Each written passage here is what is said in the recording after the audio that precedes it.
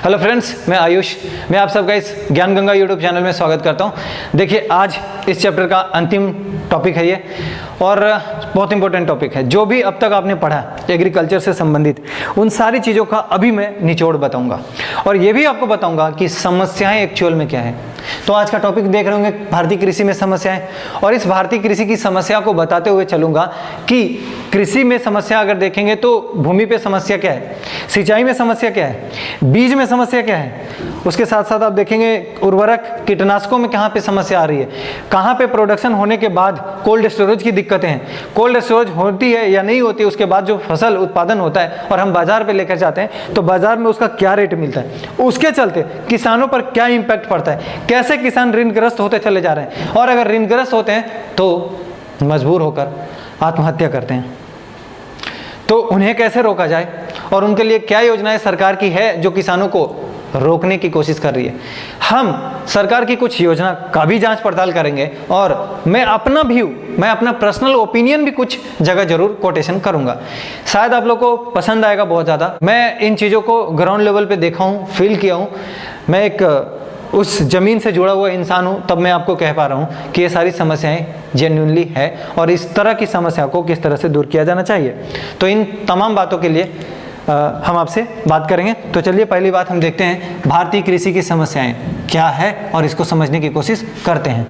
तो देखिए, next topic क्या है आपके सामने, भारतीय कृषि की समस्याएं।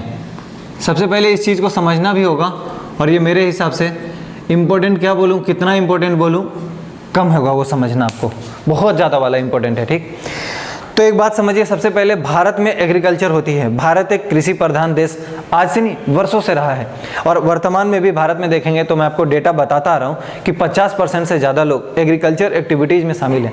ऐसे में अगर भारत में एग्रीकल्चर का प्रोडक्शन कम होता है तो ये एक दुखद घटना होना चाहिए और माना जाता है। तो भारत में किस तरह की समस्याएं हैं एग्रीकल्चर सेक्टर में, और आप कैसे उस समस्या को दूर करने के लिए सक्षम होंगे, या अगर आप समस्या को जानेंगे कि क्या क्या समस्या है तो शायद आप समाधान ढूंढने की कोशिश में जुड़ जाएंगे। सरकारें भी इन समस्याओं के निदान के लिए ही अलग अलग योजनाओं को इंट्रोड्यूस करती रहती है।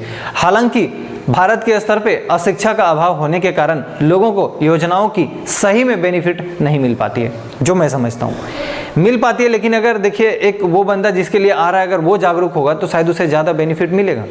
किंतु कहाँ कहाँ समस्या है और क्या क्या इनके लिए सरकार कोशिश कर रही है, मैं आपको थोड़ा बताने की कोशिश करता हूँ। तो देखिए, सबसे पहले मैं एक शब्द यूज कर रहा हूँ, अनियमित, मतलब रेगुलर नहीं।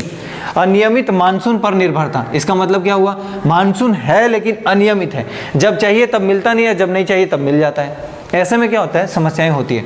देखिए, भारत का 1/3 क्षेत्र ही सिंचित है, मतलब हमेशा जो मानसून से सिंचित होता है उसकी बात कर रहा हूँ। वर्षा पर निर्भरता भी बहुत ज़्यादा है भारत में, क्योंकि देखेंगे कि मानसून आधारित एग्रीकल्चर हमारे यहाँ होता है। अब पूरी खरीफ फसल उसी के ऊपर आश्रित है भाई, और अगर खरीफ फसल पे देखेंगे, अगर वर्षा नहीं हुई समय पे तो पूरी खरीफ फसल बर्बाद होता है। इसका मतलब ये बहुत बड़ी समस्या है। ठीक है, दूसरी बात देखिए, साउथ वेस्ट मानसून, मतलब जो बोलते हो आप दक्षिणी पश्चिमी मानसून में अनियमितता। आपको कई बार मैं आपको समझाने की कोशिश करता रहता हूँ कि देखते होंगे इस तरह से जो मानसूनी आती है, 11वीं क्लास 11th की जब NCERT पढ़ाऊंगा तो मैं आपको डिटेल से पढ़ाऊंगा। इस तरह से ऑस्ट्रेलिया के उत्तरी क्षेत्र से जो हवाएं आती है, मेडागास्कर से टकराने के बाद अरब सागर से होते हुए केरला के क्षेत्र से होते हुए, वो देखेंगे धीरे धीरे, मतलब जून में स्टार्ट हो जाता है। बेसिकली पहली वर्षा आम्र वर्षा कहलाती है, और इस तरह से लगातार भारत के अन्य क्षेत्रों में सिंचाई होता है। बाद में देखेंगे यही चीज़ हिमालय से टकराने के बाद जो बोलते हैं लौटती हुई मानसून, इसकी वजह से बेसिकली आंध्र प्रदेश और तमिलनाडु में बारिश होता है ठंडी के दिनों में, देखेंगे नवंबर दिसंबर में। वो सारी चीज़ें मैं आपको फिजिकल ज्योग्राफी में पढ़ाऊंगा, लेकिन फिलहाल जो मैं समस्या बता रहा हूँ उसको देखिए। तो साउथ वेस्ट मानसून में अनियमितता है। 2 फैक्टर है इसके लिए दोस्त, एक को बोलते हैं अल नीनो, दूसरे को बोलते हैं ला नीना। अगर ला नीना है तब तो बढ़िया है, अगर अल नीनो है तब तो भारत की जो मानसून होती है वो प्रभावित होती है, और अगर इसके चलते अल नीनो के चलते प्रभावित होती है तो भारत की ठीक ठाक मात्रा में प्रोडक्शन कम जाता है। समझ पा रहे हैं? अब अल नीनो क्या है, ला नीना क्या है, भाई थोड़ा वेट करना ही पड़ेगा आपको, अभी यहाँ नहीं बता पाऊंगा मैं। अब देखिए, भारत के कुछ राज्यों में वर्षा बहुत कम होता है। अगर वर्षा कम होगा तो वहाँ पे क्या होगा, सूखा की स्थिति देखने को मिलेगा। कुछ क्षेत्रों की अगर मैं बात करूँ तो बेसिकली आएगा आपका राजस्थान, जैसलमेर में तो साल में कई बार बारिश ही नहीं होता भाई साहब। कुछ क्षेत्र आएगा जम्मू कश्मीर का। जम्मू कश्मीर में देखेंगे तो बर्फबारी हो सकता है, बरसात नहीं होती, ठीक है। देखिए कुछ राज्यों में वर्षा बहुत ज़्यादा होता है, इससे समस्या क्या होती है, बाढ़ आ जाती है। बाढ़ आने के कारण क्या होगा, आपका फसल प्रभावित हो जाएगा। अगर सूखा है तब तो आप उम्मीद ही मत करो कि आप फसल लगा पाएंगे। दोनों बात फिर आता है कि हमारे पास जो भौम जल का स्तर है वो कितना अच्छा है, समझ पा रहे हैं। भौम जल का स्तर भी राजस्थान में आप देखेंगे पीने को पानी नहीं मिलता सही तरीके से, ठीक है। यूनिलीवर का आप ऐड देखे होंगे। नेक्स्ट देखिए, कुछ राज्यों में वर्षा बहुत ज़्यादा होता है तो उस राज्य का नाम है बिहार, जहाँ बाढ़ आता है उसकी बात कर रहा हूँ मैं, ठीक है। तो बाढ़ प्रभावित राज्य में देखेंगे बिहार, कौन सी नदी, कोसी। आसाम में देखेंगे कौन सी नदी, ब्रह्मपुत्रा। वेस्ट बंगाल देखेंगे कौन सी नदी, दामोदर नदी। बिहार का शोक कोसी को बोलते हैं, बंगाल का शोक दामोदर को बोलते हैं। तो इस तरह से बहुत सारे नाम हैं। और आसाम में देखेंगे ब्रह्मपुत्रा नदी के कारण बाढ़ की स्थिति आती है। तो ऐसे में जब बाढ़ की स्थिति आ जाएगी तो आपके क्रॉप पर प्रतिकूल प्रभाव पड़ेगा, साथ साथ इन सब वजहों से आपकी प्रोडक्शन कम हो जाएगा। नेक्स्ट देखिए, कभी कभी आकस्मिक बाढ़ भी आ जाता है कुछ राज्यों में, जैसे जम्मू कश्मीर, उत्तराखंड, केरला और तमिलनाडु। हालांकि यहाँ पे तमिलनाडु में कभी कभी मतलब क्या जनरली देखेंगे आ ही जाती है, तो इसको कंसिडर नहीं करें तो अच्छा है, इन 3 को रहने दीजिए, ठीक है। तमिलनाडु को शामिल करना है शायद इसी में कर लीजिए, क्योंकि ठीक ठाक देखेंगे हर साल लगभग वर्षा की स्थिति बनती है। तो यहाँ पे देखेंगे जैसे उत्तराखंड में देखेंगे कि बादल के फटने से बाढ़ आ गई।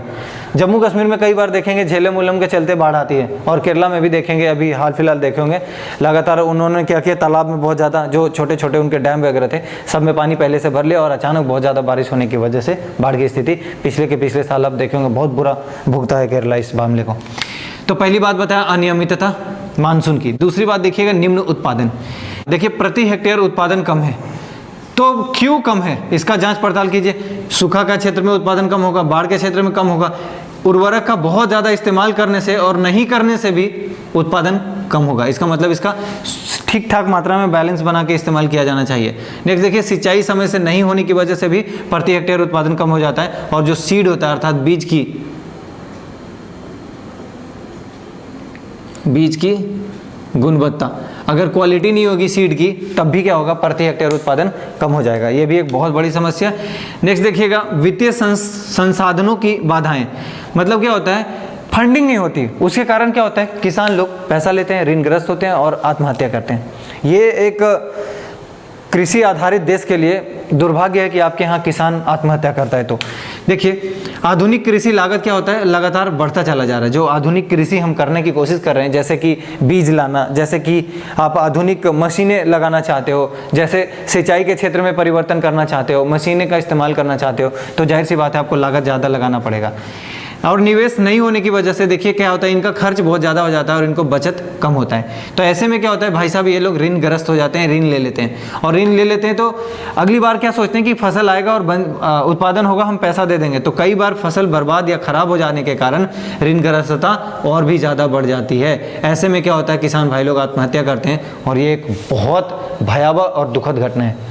हाल फिलहाल देखे होंगे दिल्ली के जंतर मंतर के क्षेत्र में अपना जो किसान सुसाइड कर ले, उसका स्केलेटन वो लोग मुंडी खोपड़ी लेके आए थे। देख के दर्द होता है यार कि एग्रीकल्चर के क्षेत्र में ये लोग क्रांतिकारी परिवर्तन लाने की कोशिश करते हैं और किसी वजह से ये लोग आत्महत्या करते हैं। अगली बार देखिए, भूमि सुधार की कमी या अभाव। आप देखेंगे कि भूमि सुधार, जैसे मैं बोलता हूँ यहाँ पे समझाऊंगा भूमि सुधार, आप यहाँ समझ पाइएगा। तो यहाँ पे लगातार देखेंगे कि नहीं हुआ भूमि का सुधार उतना जितना हम चाहते थे। छोटे छोटे खेत और विखंडित जोत, क्या हो रहा है, लगातार जनसंख्या बढ़ती चली जा रही है, सही बात है। और जनसंख्या बढ़ने के कारण देखेंगे सीमांत कृषकों की संख्या वृद्धि होती जा रही है। और अभी भारत में मैक्सिमम सीमांत कृषक हैं। सीमांत कृषक किसको बोलेंगे, जिनके पास 1 हेक्टेयर से कम भूमि का टुकड़ा हो, वो कृषक सीमांत कृषक कहलाएंगे। तो मेरे दोस्त, सीमांत कृषक अगर बढ़ते चले जाएंगे तो एक बात आप ऑब्जर्व किए होंगे कि भारत सरकार हमेशा किसके लिए योजना लेकर आती है, सीमांत कृषकों के लिए लेकर आती है। तो जो सीमांत कृषक होते हैं वो इस चीज़ को बहुत ज़्यादा मतलब सफ़र कर रहे हैं इस चीज़ से। उनके पास दिक्कतें क्या है कि ज़मीन का टुकड़ा बहुत छोटा होता है। कल परसों भी बता रहा था आपको कि देखेंगे अगर मान लीजिए किसी के पास ज़मीन का टुकड़ा इतना बड़ा है, फिर उसका 2 पार्टीशन हो गया, फिर अगला जनरेशन में और पार्टीशन हो गया, अगले जनरेशन में और पार्टीशन हो गया, ऐसे में वो कहाँ रहेगा और क्या खाएगा, ये सवाल मैं आपसे पहले भी पूछा था। यहाँ भी देखिएगा वही सारी चीज़ों के बारे में मैं आपको समझाने की कोशिश करता हूँ। वर्तमान समय मान लीजिए कोई एक बंदा था तो इसके पास इतनी बड़ी भूखंड थी, बाद में 2 लोग हो गए तो ये ये मैंने कट करा, एक पार्ट और दूसरा पार्ट, तो ये एक पार्ट हुआ और ये दूसरा पार्ट हुआ। फिर क्या हुआ, और इनके 3 लोग आए, इनके साथ जुड़े, तो अब क्या हो जाएगा, मान लो ए बी और सी में बट गया, फिर ये डी ई और एफ में बट गया। तो जो आप अब देख रहे हो A B C D E F, अब क्या लगता है इनके नहीं आएंगे क्या जनरेशन अगला, इनके आएंगे तो आप समझ के सोचिए कि कहाँ रहेंगे और क्या खाएंगे की स्थिति आएगा या नहीं। तो जो लोग पहले बड़े जमींदार थे वो धीरे धीरे सीमांत कृषकों में तब्दील होते चले गए। ऐसे में क्या हो रहा है, इनको उत्पादन करने में समस्या आ रही, इतनी सी खेत में क्या ही उत्पादन कर लोगे, आप समझ पा रहे हैं। कई बार तो ये भी समस्या आता है, आपका ये खेत है तो दूसरे का इधर है और तीसरे का इधर है, चौथे वाले का इधर है, पांचवें वाले का इधर है, तो आपको यहाँ से अगर आप हल और बैल और या फिर ट्रैक्टर लेके जाना चाहोगे तो शायद ये समस्या आएगी आपके सामने, कहाँ कैसे करोगे। इसी वजह से मैं क्या कह रहा हूँ आपको मेरे दोस्त, कि छोटे छोटे भूमि के जोत होने के कारण कृषि की उत्पादन क्षमता लगातार कम होती जा रही है। वहीं श्रमिक तो हैं, श्रमिकों की संख्या ज्यादा है किंतु बेनिफिट बहुत कम है, इसीलिए कृषि के क्षेत्र में लगातार बेरोजगारी की समस्या होती है और इसी को बोलते हैं मौसमी बेरोजगारी, इसी को बोलते हैं अल्पकालीन बेरोजगारी। तो देखिए अगर बरसात होती है तो इनको काम मिल जाता है, नहीं तो फिर ऐसे, इसी को बोलते हैं प्रच्छन्न बेरोजगारी। कुछ समय के लिए क्या होता है कि कोई एक बंदा भी कर सकता है, इसी को बोल सकते हैं छुपी हुई बेरोजगारी, पता नहीं चलेगा, एक आदमी कर सकता है लेकिन सारे लोग लगे हुए हैं उसी में, क्योंकि अन्य काम लोगों को नहीं है ना। तो ऐसे में ये एक बड़ी समस्या है, इन पे जरूर निगाह डालना चाहिए। ऐसे में क्या होगा, डेवलपमेंट होगा, नहीं तो फिर ये दबे रह जाएंगे। अगली बात देखिए, भारत के स्तर पर देखेंगे कि वाणिज्यिकरण का अभाव है। इसका क्या मतलब हुआ, लगातार भारत के स्तर पे देखते होंगे कि वाणिज्यिक कृषि नहीं करते, वो सिर्फ जीवन निर्वहन कृषि करते हैं, जीवन जीने के लिए हो जाए, अपने और अपनों का ख्याल रख लें, खिला पिला लें, दैट्स इट। तो इससे हम कभी भी निर्यात की स्थिति में नहीं आ पाएंगे, समझ पा रहे हैं। हम वही हो जाएगा ना, साई इतना दीजिए जामे कुटुंब समाए, मैं भी भूखा ना रहूं, साधु ना भूखा जाए। कॉन्सेप्ट बढ़िया है ये, किंतु वर्तमान परिस्थिति में विश्व की सिनेरियो को देखते हुए, ग्लोबलाइजेशन के दौर को देखते हुए हमें कुछ अधिशेष करने की आवश्यकता है, और अगर अधिशेष होगा तभी भारत निर्यात की स्थिति में होगा, अदरवाइज चाइना जैसे देश के सामने हमेशा हम घुटने टेकते रहेंगे। और अब बर्दाश्त से ये चीज बाहर है, तो हमें अधिशेष की तरफ ध्यान देना चाहिए। और इसीलिए बोला जा रहा है कि भारत को वाणिज्यिक कृषि की तरफ ध्यान देना चाहिए, क्योंकि भारत में जीवन निर्वाह कृषि ज्यादा होता है, इसलिए मैंने बोला कि वाणिज्यिक कृषि अभाव है। अगली बात देखिएगा कि कृषि योग्य भूमि का निम्नीकरण हो रहा है। इसका मतलब क्या हुआ मेरे भाई, जो कृषि योग्य भूमि थी उसका देखेंगे कि निम्नीकरण होना। जैसे मैं कहता हूं कि जो लोग गांव में थे, जो लोग कृषि का काम करते, जो लोग कृषक थे, वो धीरे धीरे पलायन करके शहर में आ गए, तो बची महिलाएं। इसीलिए बोला जा रहा है कि कृषि के क्षेत्र में महिलाओं की भूमिका बढ़ रही है, लेकिन महिलाएं उतनी सक्षम नहीं हो पाती कि पूरी की पूरी जमीन जितना है उतने में खेत कर लें। वो करती हैं कृषि, लेकिन उतना क्षेत्रों में नहीं जितना में पुरुष कर सकते थे। इसका क्या मतलब हुआ कि वो जो क्षेत्र था उसका वो पूरा का पूरा में एग्रीकल्चर नहीं हो रहा है, वो कहीं और एक्टिविटी में लग गए हैं और उस क्षेत्र को छोड़ दिए। मेरा मानना है कि अगर आप प्राइमरी को फोकस नहीं करके सेकेंडरी टर्शियरी को बढ़ाना चाहते हो, तो मुझे एक सवाल का जवाब कोई दे दे कि बिना प्राइमरी का सेकेंडरी हो सकता है क्या? सिर्फ मशीनें चलेगी या मशीनें में कुछ प्रोडक्शन करोगे? और अगर प्रोडक्शन करना चाहते हो तो प्राइमरी सेक्टर पे आपको जाना पड़ेगा। ऐसे में प्राइमरी सेक्टर को इग्नोर नहीं कर सकते आप, इजंट इट? अगली बात आपको समझाना चाहूंगा, व्यापक स्तर पर अल्प बेरोजगारी भी बढ़ रही है। ठीक है, तो जब अल्प बेरोजगारी बढ़ रही है, ये भी कोई अच्छी संकेत नहीं है। क्यों अल्प बेरोजगारी बढ़ रही है? क्योंकि देखेंगे, मैं आपको बताया ना कि एक ही क्षेत्र में जब काम एक लोगों का है तो एक से अगर अत्यधिक लोग वहां पे शामिल होंगे तो ऐसे में जो अन्य लोग हैं उनको बेरोजगारी का सामना करना पड़ेगा। अल्प समय के लिए, कम समय के लिए ही हो, लेकिन है। तो अब मैं आपको बताता हूं कि क्या किया जाए कि इन समस्याओं से निपटा जाए, जो मेरा मानना है। और जो सरकार की योजनाएं, पहले मैं सरकार की योजनाएं गिनाना चाहूंगा आपको। तो देखिए सरकार की योजनाएं क्या क्या है और कहां कहां सेट बैठेगा। देखिए, भारत में आप पहले बताया कि अनियमित मानसून पर निर्भरता, भारत सरकार क्या क्या कहती है कृषि सिंचाई के लिए। पहला बताया कि पर ड्रॉप मोर क्रॉप। दूसरा आपके सामने प्रधानमंत्री कृषि सिंचाई योजना। तीसरा स्कीम है आपके सामने कुसुम योजना। ये केंद्र सरकार, राज्य सरकार भी अलग अलग योजनाएं चला रही है। ठीक है, तो इन सारे समस्याओं का समाधान होगा। मैं क्या बताता हूँ, मेरा मानना है कि आपके देश में मनरेगा चलती है। अगर मनरेगा के तहत बहुत सारे नहरों का निर्माण करा दिया जाए, या जो पहले से नहर है उनकी गड्ढा बढ़ा दिया जाए, जो मतलब गहराई होगी, जो उनकी डेप्थ होगी वो अगर बढ़ा दिया जाए, तो शायद वर्षा जल का संग्रहण आसानी से किया जा सकता है। और अगर आसानी से किया जा सकता है तो इन फसलों के लिए जो हम निर्भर हैं पूरी तरह से, वो निर्भरता कम होगी, साथ साथ हमारा ग्राउंड लेवल बढ़ेगा। अगर गलत है तो आप बताइएगा, सही है तो लाइक कीजिएगा। अगली बात देखिए यहाँ पे, निम्न उत्पादकता। निम्न उत्पादकता का मतलब क्या हुआ? प्रोडक्शन रेट का कम होना। क्यों प्रोडक्शन रेट कम है? तो प्रति हेक्टेयर उत्पादन कम है। मैं आपको बताया कि सूखा है, ये है, वो है। मेरे दोस्त, सिंचाई समय से नहीं मिलती, अगर ये सारी चीजें होगी तो सिंचाई मिल जाएगी। सीड की बात रही गुणवत्ता की, सरकार को ब्लॉक लेवल पर सीड मुहैया कराना चाहिए। आप जो ऋण माफी करते हैं मेरे दोस्त, मैं सरकार से कह रहा हूं, जो ऋण माफी होती है नहीं करिए, बल्कि उन किसानों के लिए उन्हीं पैसों से उनके लिए जो भी पोखर होता है, या कोई लोग अहरा बोलते हैं, कोई लोग तालाब बोलते हैं, कोई लोग पौंड बोलते हैं, जो कहता है कह लीजिए, लेकिन उन सब संस्थागत समस्याएं दूर कर दीजिए। जैसे आप सीड की बात कर रहे हैं, सीड आप फ्री दीजिए किसानों को, कहाँ दिक्कत है? आप ऋण क्यों माफ कर देते हैं? ठीक है। दूसरी बात देखिए, सूखा जो क्षेत्र है वहां पे अगर जो डैम जोड़ा जा रहा है, अभी 2-3 नदियों को जोड़ करके समस्या का सुलझाया जा रहा है, ये प्रॉपर रूप से होना चाहिए। ऐसे में क्या होगा, एक नदी में अगर बाढ़ आ रहा है मेरे दोस्त, दूसरे में अगर सूखा पड़ रहा है, दोनों में क्या होगा? डिस्ट्रीब्यूशन हो जाएगा। और ऐसे में न बाढ़ आने का न सूखा पड़ने का। कितनी समस्याएं ऐसी है, हर जगह है, क्यों नहीं हो सकता? ये आत्मविश्वास होना चाहिए और सरकार की पूरी एजेंडा क्लियर होनी चाहिए, विधायकों का हो या जिनका भी हो, किसी का टारगेट नहीं कर रहा। मैं सबसे अपील करता हूं कि ऐसा होना चाहिए, तो ना बाढ़ आएगा ना सूखा पड़ेगा। और बात रही उर्वरक की, मेरे दोस्त, अगर प्रॉपर ढंग से सिंचाई होगी तो उर्वरक की मात्रा अपने आप कम हो जाएगा, अपने आप लोग जैविक कृषि की तरफ बढ़ेंगे। चूंकि एक चीज का अभाव होता है तो दूसरा ज्यादा देना पड़ता है। जैसे अगर आप लोग स्टूडेंट हो तो आप समझते होंगे, अगर किसी की हिस्ट्री कमजोर है तो उसको लगता है मैं ज्योग्राफी मजबूत कर लूं। अगर दोनों है बैलेंस तो फिर लगता होगा चलो काम चला लेंगे और आप क्वालिफाई करोगे। यही चीज यहाँ भी लागू होता है दोस्त। नेक्स्ट चीज देखिए, वित्तीय, अच्छा कुछ योजनाएं बता दूं सरकार की उर्वरक के लिए। तो उर्वरक के लिए देखिए, नीम कोटेड यूरिया,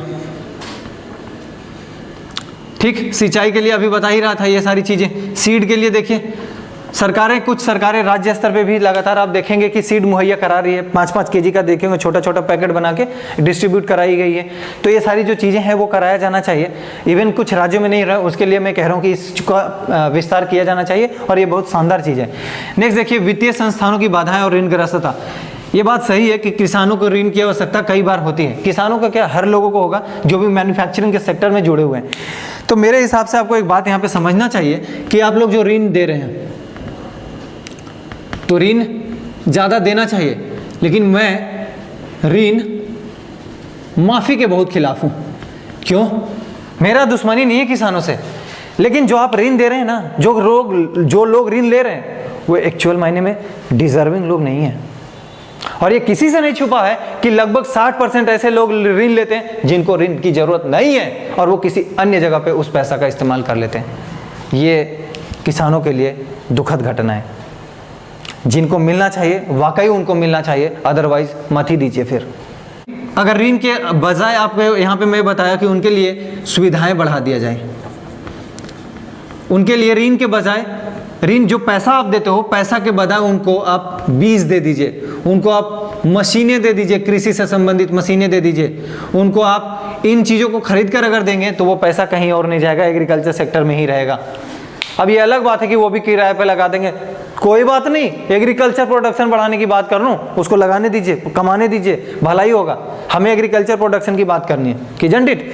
अगली बात आप देखिए, भूमि सुधार में अभाव। तो भूमि सुधार में अभाव तभी होगा जब ये जनसंख्या को नियंत्रित किया जाए। और अगर नहीं कर सकते, इसका दूसरा उपाय क्या हो सकता है? दूसरा उपाय ये हो सकता है, जो भूमि का पट्टा है उसे सीधा सीधा किसी एक जन को दे दिया जाए। अगर सोना को गिरवी रखा जा सकता है बैंकों में, तो जमीन के कागजात को भी रखा जा सकता है। कोई नहीं लूट के ले जाएगा किसी का जमीन। सरकारें अगर चाहे इस तरह की योजनाएं बनाए तो मेरे हिसाब से ये पॉसिबल है कि इस तरह का एजेंडा फुलफिल हो सकता है। तो अगर इनके कागजात अगर आप शायद रख ले, जो शायद मैं गलत भी हो सकता हूं, जो मेरा पर्सनल ओपिनियन है ये मैं कह रहा हूं कि अगर इनके कागजात रखा जाए और ये लोग अगर दे दिए, चलो 10 साल का मैं पट्टे पे देता हूं, तो 10 साल में जो पूरे एग्रीकल्चर का क्षेत्र था इतना, इसमें एग्रीकल्चर हो जाएगा, किंतु इन टुकड़ों में मुश्किल होगा मेरे भाई। और इनको उसी रेशियो में पैसा आप डिस्ट्रीब्यूट करा दीजिए, ये बंदे कहीं और काम करेंगे, उधर से भी पैसा इधर से भी पैसा, शायद उनकी समस्याएं ठीक हो जाएगी, शायद। ठीक है। अगली बात देखिए, सीमांत कृषकों की संख्या जो बढ़ रही है लगातार, तो ये सीमांत कृषक ही रहेंगे, ये बात मानता हूं, लेकिन दूसरी तरफ से इनको अगर आमदनी बढ़ेगा तो शायद ये किसान रहते हुए कुछ और काम कर लेंगे। जैसे आप लगातार सरकार चाहती है ना कि कुक्कुट पालन, मुर्गी पालन, मछली पालन, मधुमक्खी पालन, इन सारे सेक्टर को, इवन पशुपालन, बकरी पालन, इन सारे सेक्टर को बढ़ावा दिया जाए। बिल्कुल यही लोग देंगे, इनको यहाँ से फ्री किया जाना चाहिए। तब जाकर इनका लगेगा कि मैं बेरोजगार हूं और कुछ क्षेत्रों में योगदान देंगे तो मैं निर्यातक बनूंगा।